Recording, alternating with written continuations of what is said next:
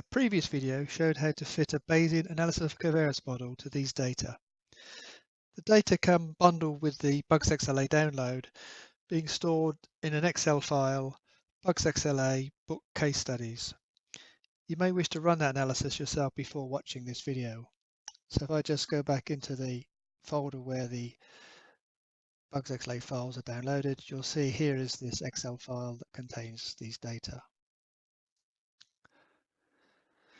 The results were imported back into Excel and displayed on a new worksheet, which I show here. This video will explain the default output provided by BugsXLA. At the top of the output are all the parameters in the model with a summary of their posterior distributions. Below this, the specified model is shown, as well as the range of cells containing the data. Then the prior distributions used in the model are listed. Finally, the MC settings can be seen, as well as the computing engine used, in this case OpenBugs.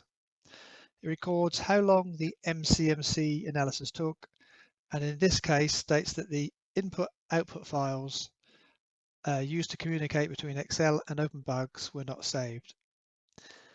The output concludes with the obligatory warning message about the dangers of blindly accepting MCMC output.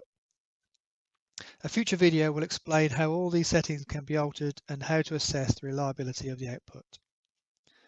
Some of the cells with output also contain comments, now called notes in the latest versions of Excel, which BugsXLA uses to provide additional functionality.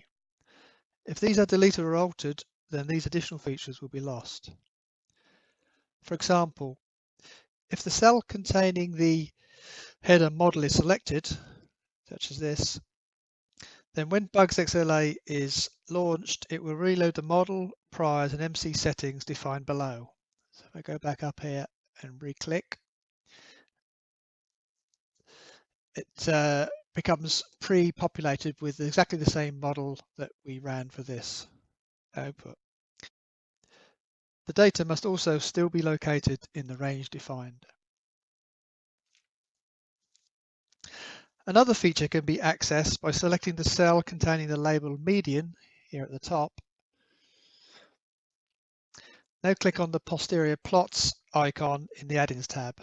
This is this icon here. This opens a window that allows the user to alter the type of credible limits displayed. So for example, instead of 95% credible limits, you could choose 80%, apply that, and you see the output is changed. Or you could have asymmetric limits of a lower 5% and an upper 75% and apply. Some cells contain notes that provide other useful information. By moving the cursor over any of the posterior means, the note shows the ratio of the posterior mean to the posterior standard deviation, which in some cases might be a useful initial indicator of the relative importance of the parameter.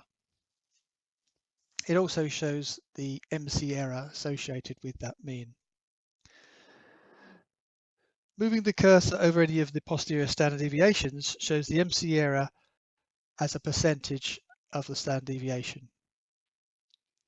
Assuming the chain is converged, it is recommended that for parameters of direct interest, this value should be less than 5%, and for all other parameters, it should be less than 10%. Note that the user is alerted to values larger than this by the output being in red or orange respectively. The relevance of the OpenBugs names for the parameters we discussed in another video. Finally, if we return to the worksheet containing the data, we see that BugsXLA has added notes to the labels containing the names of each of the variables. This stores the variable types information that was entered in when the analysis was first run, and this enables BugsXLA when it's run again to recognize that, for instance, this variable here is a factor and has the factor levels recorded here. That completes the explanation of the default BugsXLA output.